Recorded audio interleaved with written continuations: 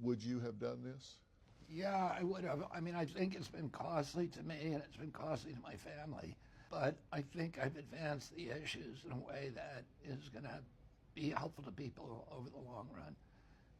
The major issues that I've been talking about, the censorship, the addiction to war, particularly the Ukraine war, and then most of all the chronic disease epidemic. And I think, it gave me a platform to talk about those issues, and a lot more people are aware of them now, and a lot more people are, it's part of the national conversation, which it was not 16 months ago. Yeah, and I think people on the outside looking in don't realize what a sacrifice it is to make the decision you made. I mean, it's what, a 16-hour day is like a light day. It's like, well, why get dressed if you're only going to do 16 hours, right? And it's day after day after day. And then you decide to do what you did today.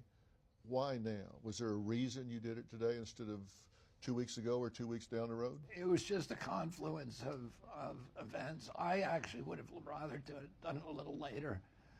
I finished writing my speech today at 11:10, and the press conference started at 11, and I was 30 minutes away. So I was 45 minutes late for the conference because, I had only had really 24 hours to write my statement.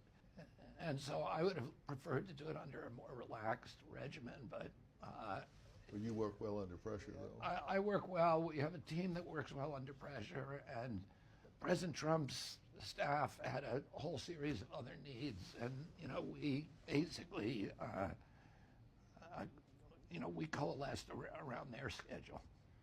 And I was with President Trump this morning, interviewed him in Las Vegas, and then I headed this way. He's not far behind me. And one of the things that I asked him was about you and what you were going to have to say today.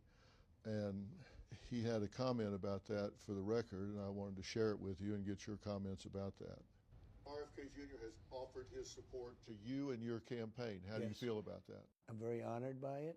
He's a very smart guy, a different kind of a guy, but very smart, loves our country, has some, I think, very good views on a lot of different things.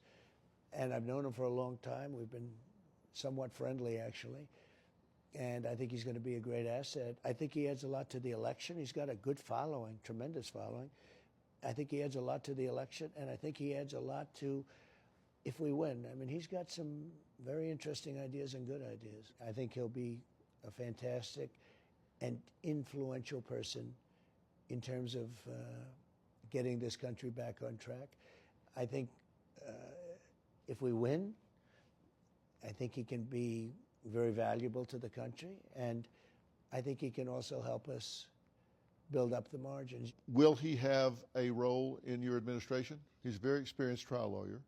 He is. He's tried a lot of large cases, and a lot of it environmental. So I thought, he might play a role environmentally. He might play a role as Attorney General. There's a lot of things he could offer to the administration. That's true. No, he's a very smart guy, but you welcome him. I do. You welcome his support. Well, number one, I've known him a long time, and I've always had a good relationship. I mean, we're sort of on opposite sides of some issues, but I've always had a good relationship with him, and I'm very honored by his support.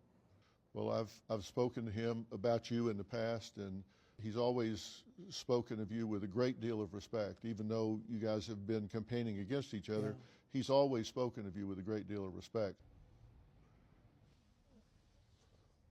What's your reaction to his